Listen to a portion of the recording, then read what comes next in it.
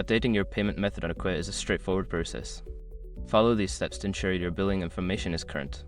Step 1. Log into your Acquia account. Visit the Acquia website and log in using your credentials.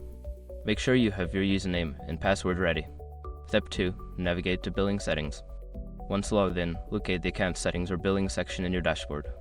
This is typically found in the account menu or under a dedicated billing tab. Step 3. Select payment methods. Don't continue before doing this. A lot of online accounts end up exposed to breaches without people even realizing it. Use SROC to constantly monitor your emailed accounts and get alerted immediately if your information gets leaked online. It scans billions of breached records 24/7 in the background. And honestly, for a few dollars a month, it's something everybody should probably have. Link in the description. Step 4. Update your payment information. Choose the option to edit or add a new payment method. Enter the required details such as credit card number, expiration date, and billing address. Ensure all information is accurate. Step 5. Save changes. After entering your new payment method, look for a Save or Update button.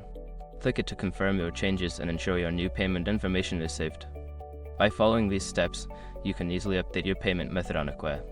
Keeping your billing information up to date helps avoid any service interruptions.